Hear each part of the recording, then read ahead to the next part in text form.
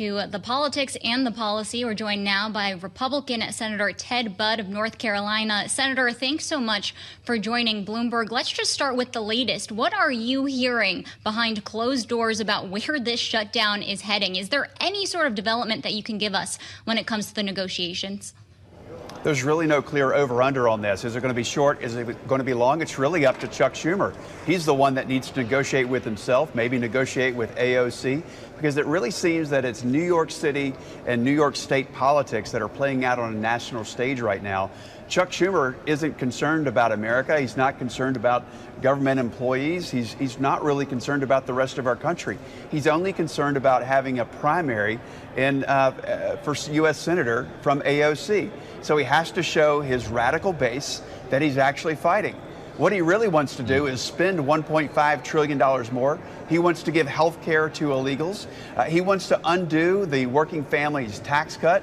And he wants to hurt rural hospitals, and he wants to continue these COVID handouts. That's what he's trying to do, and it's really just about appeasing his radical base. I just want to understand, if you can explain to us the idea of giving health care to illegals. Isn't it impossible for an undocumented citizen to be eligible for health care? The way they were, thank you for asking, the way they were enrolled, it actually would lead to them through other avenues being into these entitlement programs.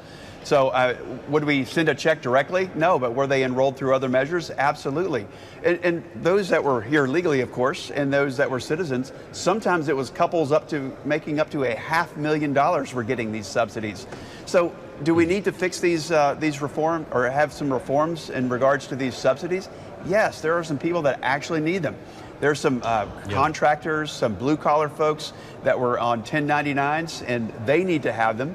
But we need to reform them. We don't want to throw them out. We want to say, let's have the discussion. But this is completely nonsensical what Chuck Schumer's doing. He's saying you have to do this right now or we're going to shut the government down. And matter of fact, he did it at midnight last night. This is a December discussion. This is not a late September or an early October discussion. This is something we can keep working on. You can shut the government down and have a discussion, which he did, which is very expensive, and he's been opposed to it up till now. Or well, you can keep Democrats it open and have discussions. Saying about that. I was in the Senate in that same spot you're standing and talking with a number of your colleagues, Schmidt, Marshall, and others last evening. Tom Cole joined us. And the idea here about where we're going has just raised a whole bunch of questions. Chuck Schumer was talking about this earlier today on the Senate floor, Senator. I'd love for you to hear what he said and have you respond. Let's listen.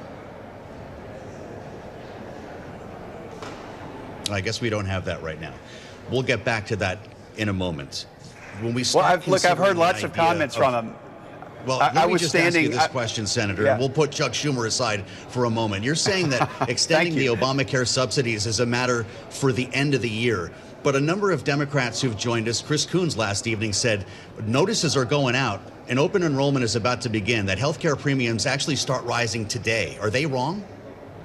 I think they're wrong in their timing. This is something we need to discuss, but you don't do it in an emergency fashion like this. The reason that you do a stopgap continuing resolution or CR is so that you can have these conversations and let the Appropriations Committee, with people that are elected to do so and are put on these committees to do so, can work out the budgets in a reasonable means. That's the regular order that we talk about here, and that's what we need to do. This is right now, this argument, this shutdown, it's very expensive. It doesn't make any sense. It backs Chuck Schumer further into a corner.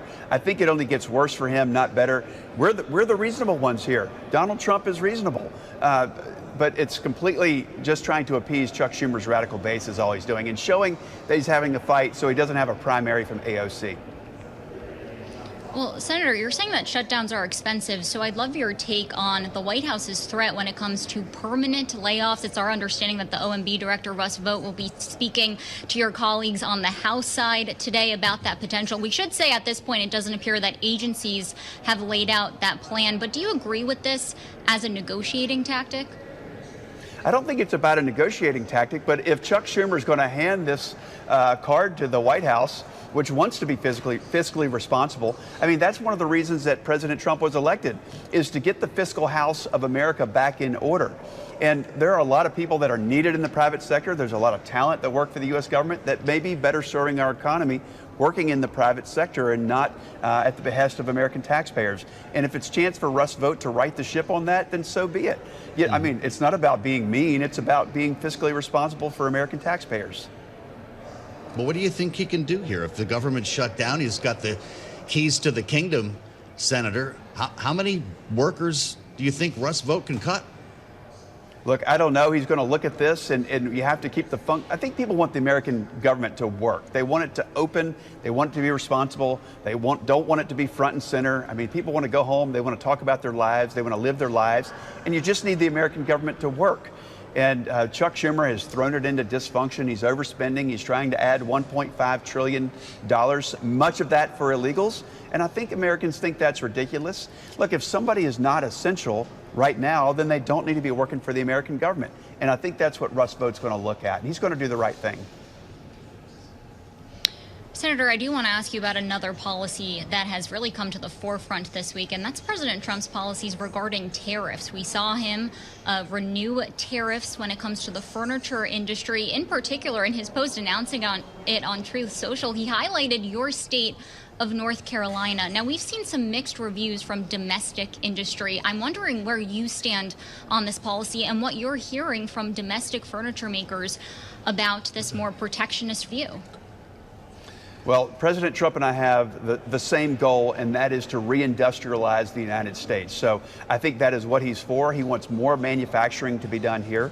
You know, we've seen some post-NAFTA revitalization of the North Carolina furniture industry, but it's still not where it was pre-NAFTA.